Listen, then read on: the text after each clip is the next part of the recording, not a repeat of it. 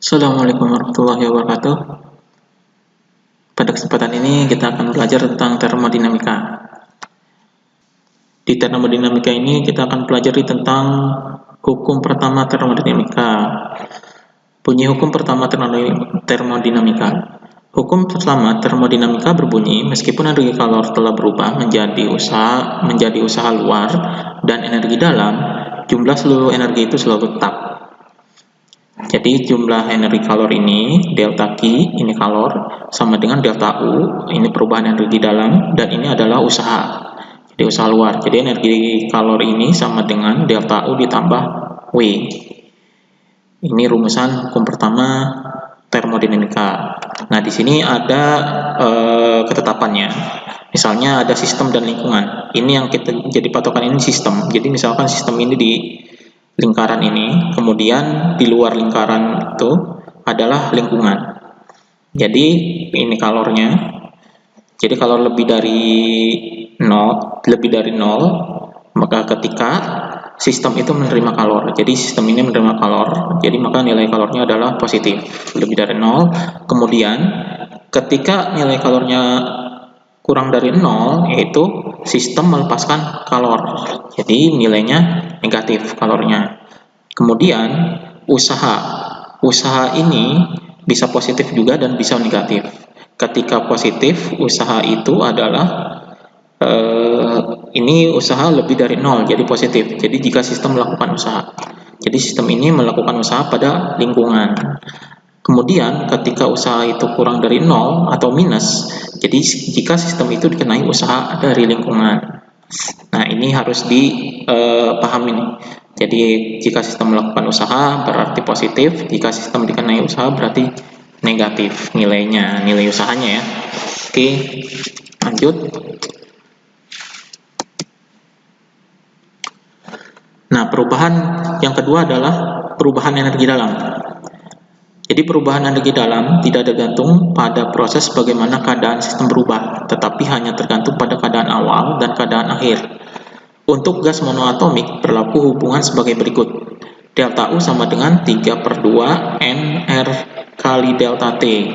Delta U ini namanya perubahan energi dalam, 3/2 ini monoatomik gitu ya. Kalau misalnya diatomik berarti 5/2. N ini adalah jumlah kalor, R ini adalah tetapan gas, dan delta T ini perubahan suhu, yaitu T2 dikurangi T1. Yang ketiga adalah kapasitas kalor. Kapasitas kalor gas adalah banyaknya energi yang dibutuhkan untuk menaikkan suhu gas sebesar 1 derajat Celcius. Untuk volume tetap disebut CV, jadi kapasitas kalor pada volume tetap, dan untuk tekanan tetap disebut CP, kapasitas kalor pada tekanan tetap. Ya, kalau volume CV, kalau misalnya tekanan itu CP. Untuk gas monoatomik, CV sama dengan 3/2 NR atau 3/2 NK. N besar ini adalah jumlah partikel, K ini adalah tetapan, ya. Jadi kemudian gas diatomik CV-nya adalah 5/2. Jadi ini derajat kebebasannya 5/2. N-nya jumlah kalor, R ya. R ini adalah tetapan gas. Jadi 5/2 NR, kemudian ini 5/2 NK. N jumlah partikel dan K-nya tetapan. Nah, kemudian besar CP ditentukan dengan rumus CP sama dengan CV ditambah N kali R. Kemudian perbandingan CP dengan CV disebut tetapan Laplace atau gamma dilambangkannya. Jadi gamma sama dengan CP per CV. Ini tetapan Laplace. Kemudian kita akan belajar tentang proses-proses termodinamika ini. Nah, proses-proses termodinamika ini sangat penting ya untuk dipahami. Jadi yang pertama adalah proses isobarik. Nah, proses isobarik merupakan proses termodinamika yang terjadi pada gas dalam keadaan tekanan tetap. Jadi tekanannya tetap. Nah, ini ada grafiknya. Jadi grafiknya itu grafik PV. Jadi yang vertikal ini P, yang horizontal ini V. Nah, tekanan tetap berarti mendatar, tekanan tetap itu. Jadi tekanannya tetap P1 sama dengan P2, kemudian volumenya berubah V1 dan ada V2. Jadi V1 V2. Ini karena volumenya berubah. Jadi nilai usahanya ditentukan dari W, ini usaha. Jadi W sama dengan P dikali V2 dikurangi V1. Ini usahanya. P itu tekanan, V ini adalah volume. Jadi perubahan volume ini. Jadi bisa dikatakan usaha itu adalah tekanan dikalikan perubahan volume. Nah, kemudian perubahan energi dalam atau delta U. Delta U sama dengan 3/2 NR kali delta T. 3/2 ini derajat kebebasannya, N ini adalah jumlah mol, R-nya tetapan gas, delta T-nya perubahan suhu, T2 dikurangi T1. Delta U.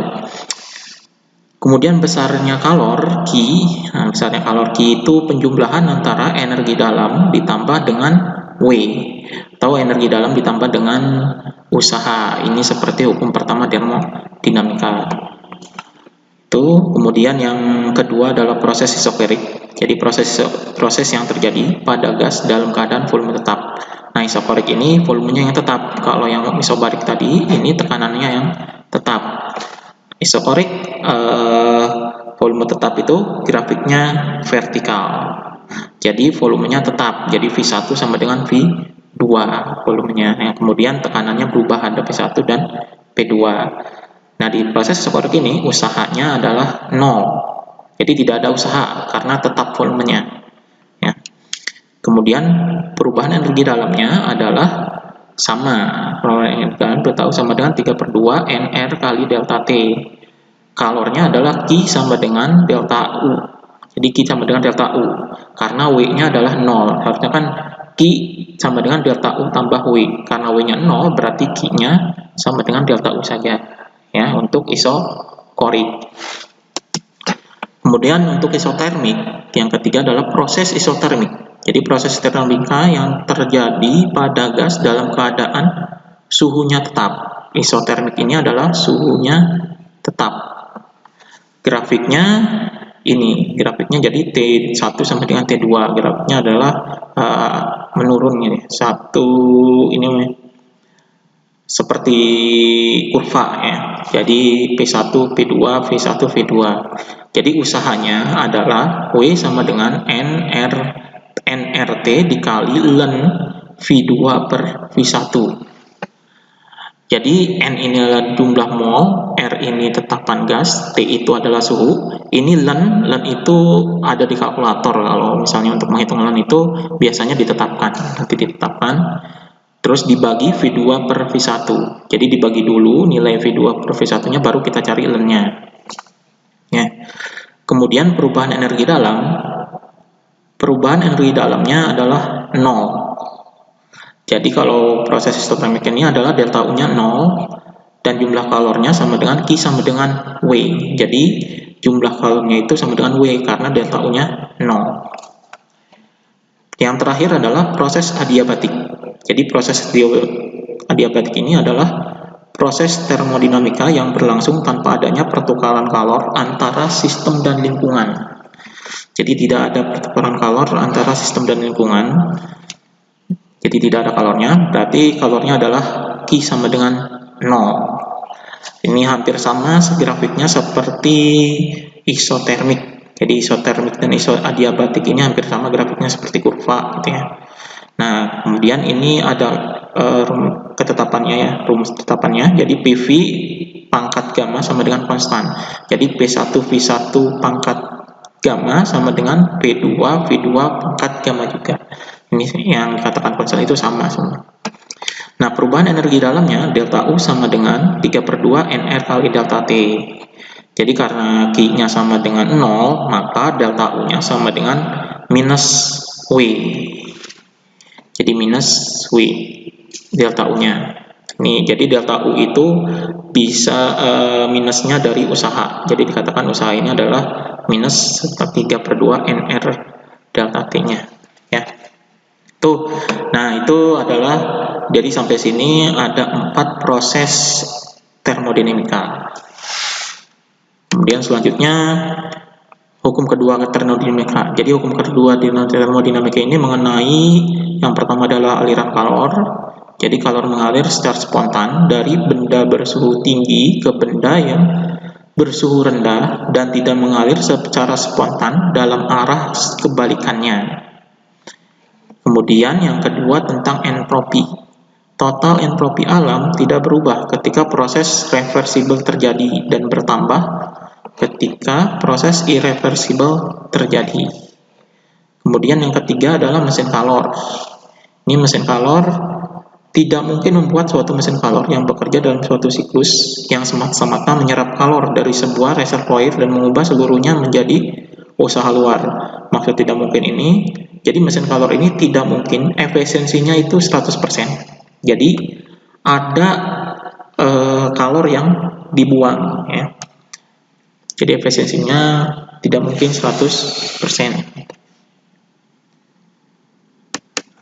Nah, ini salah satu mesin kalor yaitu mesin Carnot. Ini mesin kalor adalah mesin panas ya.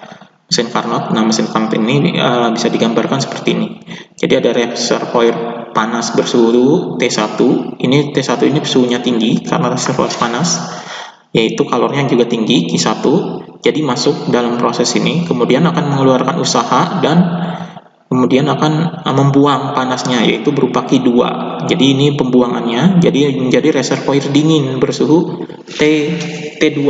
Reservoir dingin ini T2 bukan T1. Nah, ini ada usaha. Jadi usaha ini W sama dengan Q1 dikurangi Q2. Jadi usahanya adalah Q1 dikurangi Q2-nya. Jadi yang masuk di sini, ini yang keluar adalah kalor pembuangan. Kemudian efisiensi. Nah, efisiensi ada beberapa rumus ya. Jadi efisiensi yang pertama itu W per Q1 kali 100%. Kemudian ini seperti huruf N. Jadi efisiensi sama dengan 1 min Q2 per Q1 kali 100% juga. Nah, yang terakhir ini efisiensi sama dengan 1 T2 per T1 kali 100%. Nah, jadi sebanding antara kalor dan suhu itu sebanding. Jadi perbandingannya sama. Q1 per Q2 sama dengan T1 per T2. Jadi Q1 itu kalor yang diserap, kemudian Q2 ini kalor yang dilepas atau dibuang. Ini salah satu mesin kalor atau ini namanya mesin Carnot. Ya. Ini ketetapannya. Yang kedua, kebalikannya dari mesin Carnot yaitu mesin pendingin atau refrigerator. Nah, ini mesin pendingin ini biasanya dipakai untuk kulkas. Jadi hampir sama grafiknya, cuma grafiknya terbalik ya, skemanya ya. Skema ini mesinnya terbalik. Di sini reservoir panas suhu mutlak yaitu T1. Ini Q1-nya. Pendingin di sini. Nah, ini W-nya. Kemudian reservoir dingin suhu mutlak. Jadi prosesnya dari reservoir dingin terus kemudian di pendingin masuk ya Q2 ini kemudian masuk dan ini reservoir panas mengeluarkan panas gitu atau jadi masuknya reservoir dingin dan ini usaha juga dilakukan pada sistem. Nah, di sini tidak ada efisiensi di mesin pendingin ini, adanya koefisien performansi.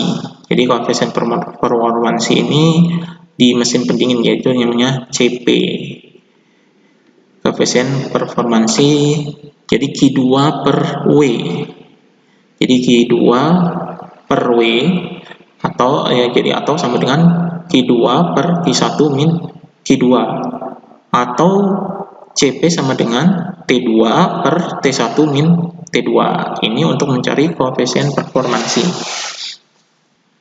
Oke, sampai sini materi kita tentang termodinamika.